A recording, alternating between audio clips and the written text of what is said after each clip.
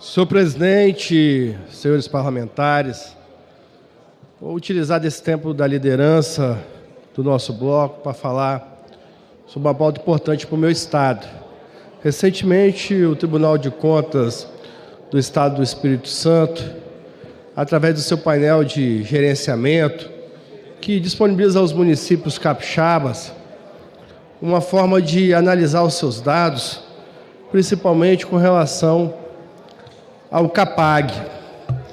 E, através desse relatório gerencial, a imprensa teve acesso e nessa divulgação dos dados, que é feito de forma transparente, o Tribunal de Contas do Estado do Espírito Santo tem feito um grande trabalho nessa área para que os municípios, para que o próprio Estado mostre ao país não só a sua transparência, mas também os dados importantes do Espírito Santo, principalmente que o governo do nosso estado é nota A no Tesouro Nacional e muitos municípios capixabas também nota A. Mas nesse levantamento, principalmente feito pela imprensa capixaba, colocou muitos municípios e dando um alerta aos municípios que a situação realmente era ruim para esses municípios. Porque através do CAPAG, os municípios maiores que buscam financiamento acompanham esse dado o tempo todo.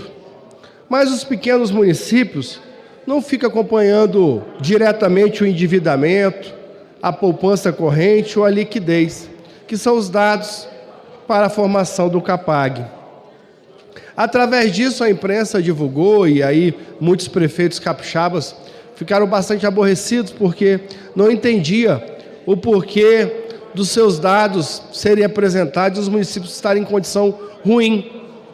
Porém, o que eu pude observar como contador de formação, como servidor público federal e há muitos anos na área de contabilidade pública, eu pude observar que muitos desses municípios ficaram com notas ruins por falta de o próprio contador, o secretário de Finanças, não se atentar para alguns dados da sua contabilidade.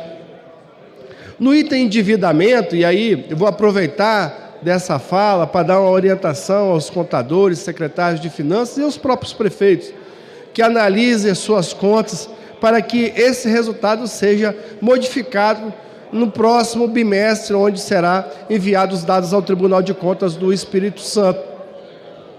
Um dado importante dos municípios capixabas que, em sua maioria, são nota A no endividamento.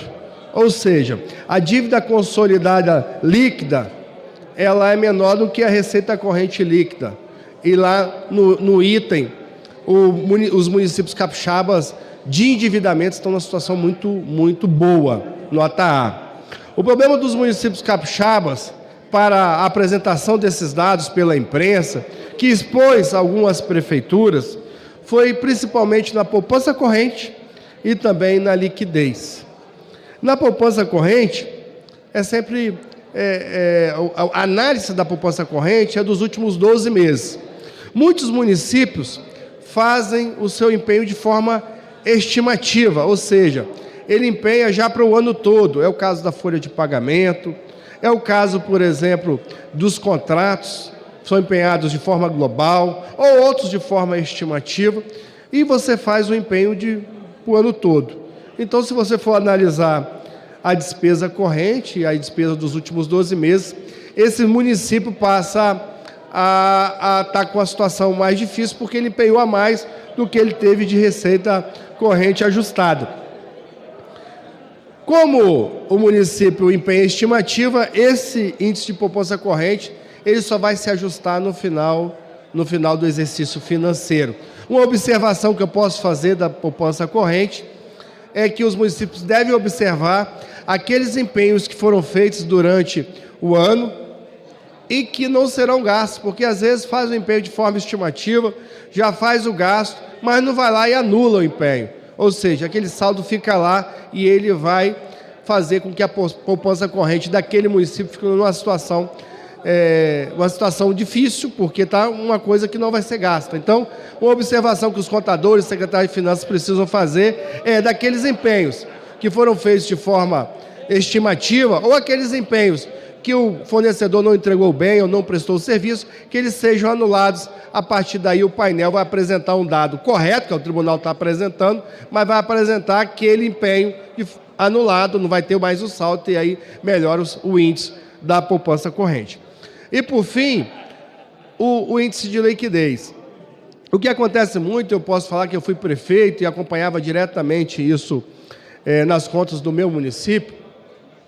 Muitos municípios têm consignações, o passivo financeiros, que ficam por anos e anos e anos, não são pagos, às vezes foram descontados, ou foram pagos em duplicidade, para não ser pago em duplicidade, ficam lá o saldo e não são anulados. Então, o que os municípios precisam fazer no passivo financeiro, nas consignações? Ir lá fazer uma conciliação desses saldos e verificar aquilo que é realmente devido, o que não é devido, fazer a devida anulação.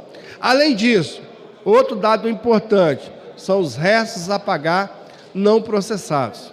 Eu, quando prefeito, eu aboli o resto a pagar não processado. Ele não deveria existir, está na Lei 4.320, mas não deveria existir, porque é aquilo que você empenhou, o fornecedor não entregou bem ou não prestou o serviço, não houve a liquidação da despesa e ele fica lá em resto a pagar não processado.